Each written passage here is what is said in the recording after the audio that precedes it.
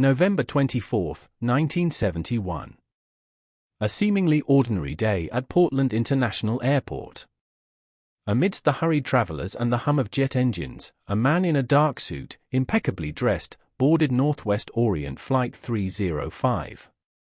His name, he claimed, was Dan Cooper. What followed was an act of audacious brilliance and daring, a vanishing act that would carve its name into history, baffling investigators and captivating the world for generations. D.B. Cooper didn't just hijack a jet, he hijacked history, disappearing into a stormy night with a bag of cash, never to be seen again.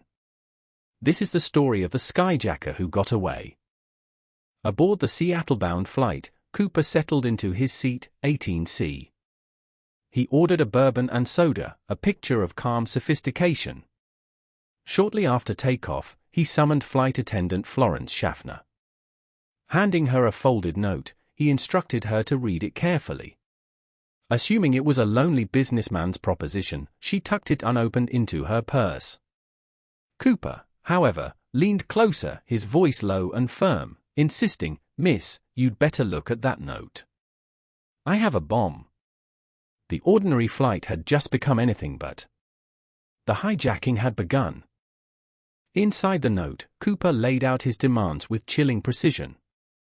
He wanted $200,000 in unmarked $20 bills. Not just any parachutes, but 2 back parachutes and 2 front parachutes. He also required a refueling truck to be waiting upon their arrival at Seattle-Tacoma Airport. There was no room for negotiation, his tone was resolute, his plan clearly premeditated.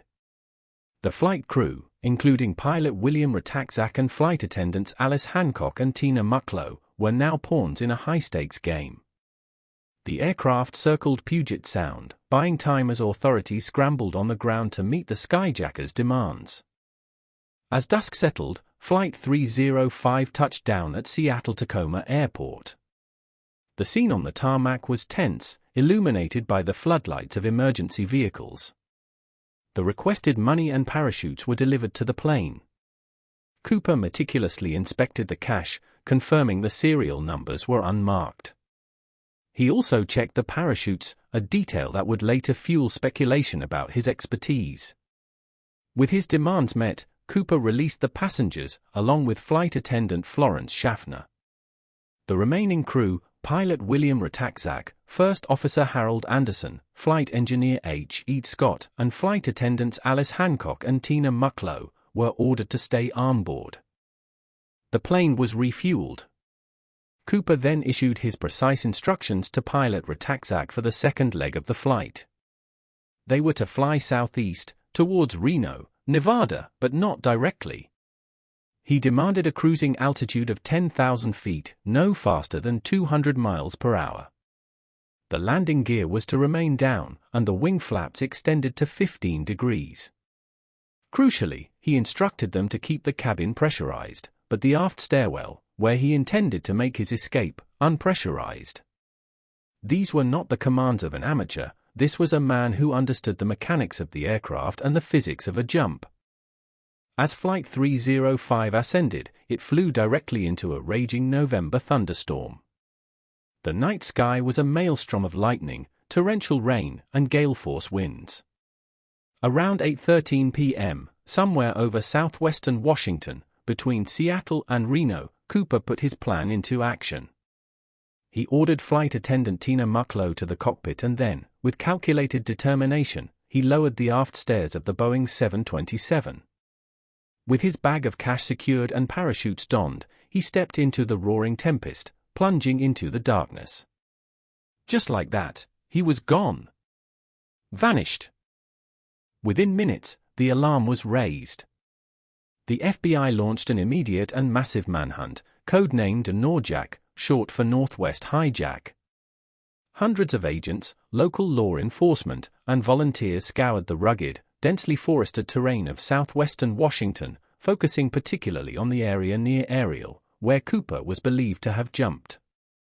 For 18 days, they searched, initially on the ground and from the air, in the immediate aftermath of his jump. But the stormy weather and treacherous landscape swallowed any trace of Cooper, the money, or the parachutes. It was as if he had simply ceased to exist. The unforgiving landscape wasn't the only obstacle. Nearly a decade after the jump, in 1980, Mount St. Helens erupted. The cataclysmic event blanketed the entire search area with volcanic ash and debris, fundamentally altering the topography and burying potential evidence under feet of pumice and mud. What little chance authorities had of finding anything diminished significantly. The eruption served as a grim metaphor for the case itself, a powerful force that obscured the truth, leaving behind an even more impenetrable mystery. The Skyjacker had not just disappeared, the very ground beneath the search had vanished too. The few pieces of evidence Cooper left behind became intensely scrutinized. One such item was a simple tie clip, discovered on the plane. For decades, it offered little insight. However, in 2009, advanced forensic techniques allowed the FBI to re-examine it. Analysis revealed traces of rare earth metals, titanium, strontium, and antimony. This unique combination suggested Cooper might have worked at a rare earth metals company or a chemical plant. This tiny piece of metal provided the first tangible, albeit indirect, clue to Cooper's professional background, a tantalizing glimpse into the man behind the myth. Then, 9 years after the jump, in February 1980, a boy named Brian Ingram made an astonishing discovery. While vacationing with his family near the Columbia River, north of Vancouver, Washington, he unearthed 3 bundles of $20 dollar bills. The money, amounting to $5,800, was disintegrated, bound by old rubber bands, and partially buried in the sand. When the FBI matched the serial numbers, there was no doubt it was part of Cooper's ransom. This single, undeniable piece of evidence reignited the case, but also deepened the mystery. How did the money end up there, hundreds of miles from the presumed jump site, and where was the rest of it? Beyond the clues, investigators grappled with the brutal realities of the jump itself. Cooper exited the plane at 10,000 feet, plunging into freezing temperatures, potentially as low as -7 degrees Celsius, with severe wind chill. Visibility was near zero, engulfed by the thunderstorm. An ordinary parachute descent would take significant time, leaving him exposed to the elements. Landing in the densely forested, mountainous terrain, riddled with swift-flowing rivers like the Columbia, presented a near-insurmountable challenge. Even for an expert skydiver, the chances of surviving such a jump, let alone with a bag of cash, were incredibly low. The Cooper case spawned numerous theories and suspects. One of the earliest and most compelling was Richard McCoy Jr. in 1972. Just months after Cooper's jump, McCoy hijacked United Airlines Flight 85. His method was strikingly similar: a bomb threat, demands for parachutes and a large sum of money, $500,000. He too parachuted from the plane. Captured and imprisoned, McCoy even managed a daring escape. However, the FBI eventually ruled him out as Cooper, citing differences in the hijacking details and descriptions of Cooper as older and more experienced than McCoy. He was killed in a shootout in 1974, taking his secrets with him. Another name that persistently circulated was Robert Rackstraw. An ex-Army pilot and paratrooper, he had expertise in explosives and a history of faking his own death. Crucially, he lived near Ariel, Washington, the suspected jump zone, and was known to brag about the heist. The FBI interviewed Rackstraw multiple times, collecting a substantial amount of circumstantial evidence over the years. Many believed him to be Cooper, and he enjoyed the notoriety, often taunting investigators. Rackstraw died in 2019, denying involvement to the end. While never officially named by the FBI, he remains a leading candidate in the public imagination. A more recent theory points to Kenny Christensen. He worked for Northwest Orient Airlines as a purser, granting him intimate knowledge of the aircraft, its procedures, and the flight crew. Christensen bore a striking resemblance to the composite sketch of Cooper and fit the physical description.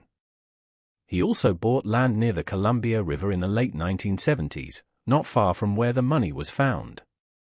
After his death in 1994, his brother claimed Kenny made a deathbed confession, revealing he was Cooper. While the FBI considered him, no definitive evidence has ever concretely linked Christensen to the crime, leaving his involvement tantalizingly unconfirmed. After 45 years, countless leads, and millions of dollars spent, the FBI officially suspended its active investigation into the D.B. Cooper case in July 2016. No new credible leads had emerged, and the agency acknowledged that any remaining evidence would likely be too degraded or circumstantial to pursue further. The case files, meticulously compiled over decades, were preserved for historical purposes. While the active hunt for Cooper ended, the mystery endures, a testament to his audacious escape and the frustrating lack of concrete answers. The Skyjacker may have vanished, but his legend refused to fade. Beyond the enduring mystery, Cooper's actions left a profound and lasting impact on air travel. Before his audacious jump, airline security was lax, boarding a plane was as simple as showing up. His hijacking forced a radical re-evaluation. The immediate consequence was the introduction of metal detectors, mandatory baggage screening, and stricter boarding procedures at airports worldwide.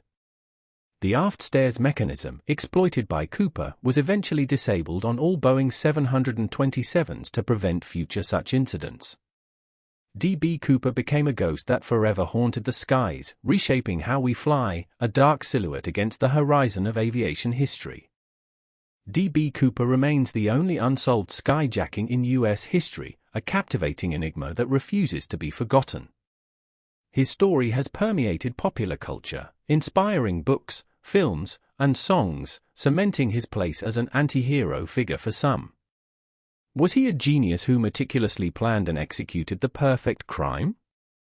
Or a desperate man whose luck ran out, vanishing into the wilderness, swallowed by the forces of nature? The truth remains elusive, hidden somewhere in the cold, hard facts and the vast, dark emptiness of that November night. The ultimate high-stakes thriller, its final chapter forever unwritten. We continue to ask, where did D.B. Cooper go?